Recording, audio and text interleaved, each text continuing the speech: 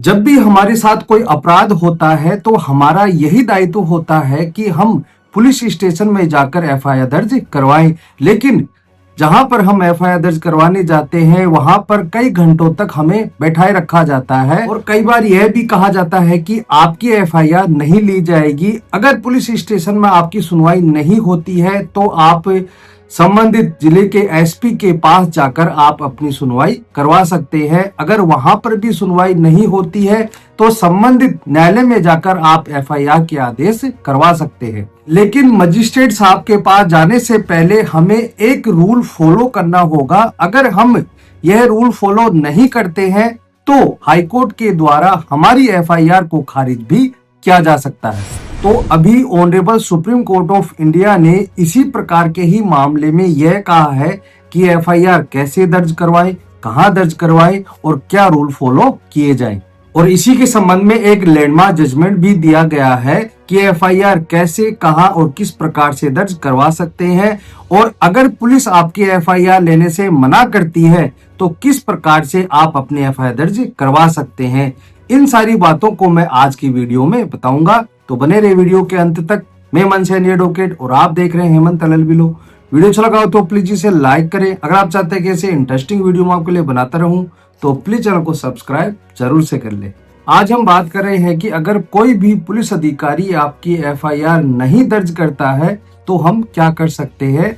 इसी संबंध में सुप्रीम कोर्ट का एक जजमेंट भी दिया गया है। सदीक बी हंची मानी वर्सेस स्टेट ऑफ कर्नाटका। पहले तो मैं आपको यह बता देता हूं कि इस मामले के फैक्ट क्या थे। इस मामले में यह होता है कि दो पार्टियों के बीच में रेंट एग्रीमेंट को लेकर मुकदमा चल रहा था। इसमें एक आरोपी व्यक्ति एक फर्जी रेंट एग्रीमेंट लेकर आता है और यह कहता है कि यही एग्रीमेंट होता है। जब कोर्ट के अंदर उस आरोपी व्यक्ति के द्वारा एक फर्जी रेंट एग्रीमेंट पेश किया जाता है तो परिवादी जाता है पुलिस स्टेशन में और वहां पर जाकर यह कहता है कि जो आरोपी व्यक्ति होता है उसने रेंट एग्रीमेंट पेश किया है उसकी सही से जांच की जाए। और इस बात को लेकर पुलिस स्टेशन में एक एफआईआर दर्ज करने की प्रेयर की जाती है। लेकिन पुलिस स्टेशन के अधिकारियों के द्वारा उस एफआईआर को लेने से मना कर दिया जाता है और यह कहा जाता है कि मैटर तो पहले से ही कोर्ट में चल रहा है, हम उसमें इंटरफेयर नहीं करेंगे और ना ही एफआईआर दर्ज करेंगे। पुलिस स्टेशन में परिवादी की सुनवाई नहीं होती है, वह जाता है जिले के संबंधित एसपी के पास और वहां पर भी उसकी सुनवाई नहीं होती है।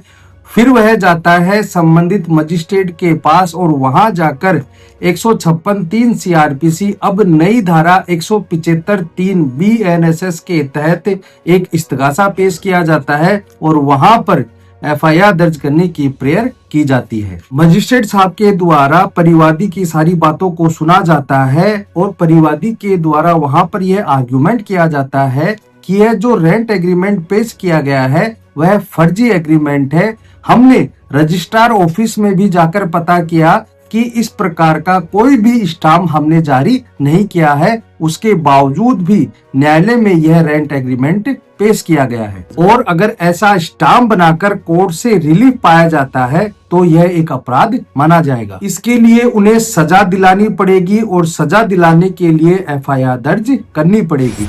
और मजिस्ट्रेट के द्वारा इन सारी बातों को सुनने के बाद एफआईआर दर्ज करने के आदेश कर दिए जाते हैं। जैसे ही मजिस्ट्रेट की कोर्ट के द्वारा एफआईआर दर्ज करने का आदेश कर दिया जाता है तो आरोपी व्यक्ति जाते हैं ऑनरेबल हाई कोर्ट के पास और वहां पर जाकर 482 CRPC के तहत उस एफआईआर को क्वेश करवाने के लिए प्रेयर की जाती है।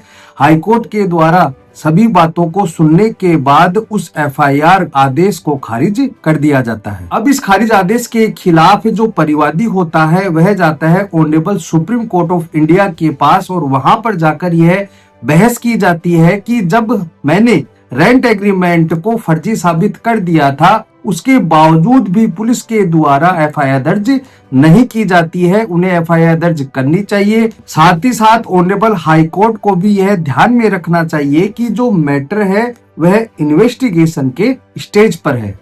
हाई कोर्ट के द्वारा उस एफआईआर आदेश को खारिज नहीं करना चाहिए था। इन्वेस्टिगेशन होने के बाद जो नतीजा आता है वह पेश होने तक हाई कोर्ट को वेट करना चाहिए था। कोर्ट के द्वारा अपोजिट पार्टी की बहस को भी सुना जाता है और अपोजिट पार्टी के द्वारा यह कहा जाता है कि मेरे खिलाफ कोई भी प्राइमा फेसी ऑफेंस बनता ही नहीं है और ऑनरेबल हाई कोर्ट के द्वारा उस एफआईआर आदेश को खारिज करके बहुत ही सही किया है। दोनों पक्षों की बहस को सुनने के बाद सुप्रीम कोर्ट के द्वारा यह कहा जाता है कि पहले हम इसे शुरू से डिस्कस करते हैं।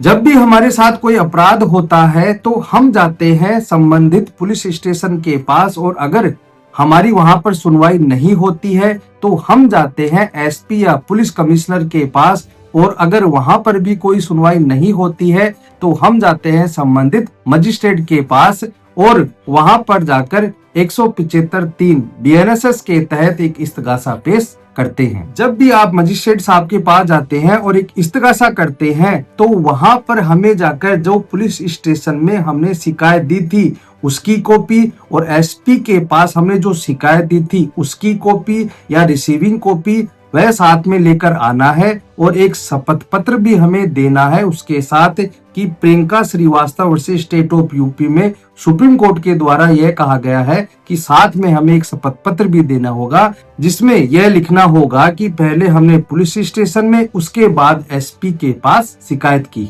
शिकायत पूरी होने के बाद ऑनरेबल सुप्रीम कोर्ट के द्वारा यह कहा जाता है कि मजिस्ट्रेट साहब को केवल इतना ही देखना है कि प्रथम दृष्टया अपराध बनता है कि नहीं बनता, उसके सारे घटनाक्रम को नहीं जानना है क्योंकि अभी उसको सजा या निर्दोष साबित नहीं करना है। केवल मजिस्ट्रेट को यह देखना है कि इसमें एफआईआर दर्ज हो सकती है या नहीं हो सकती है। तो हमारे इस केस में मजिस्ट्रेट साहब ने बहुत ही सही किया है।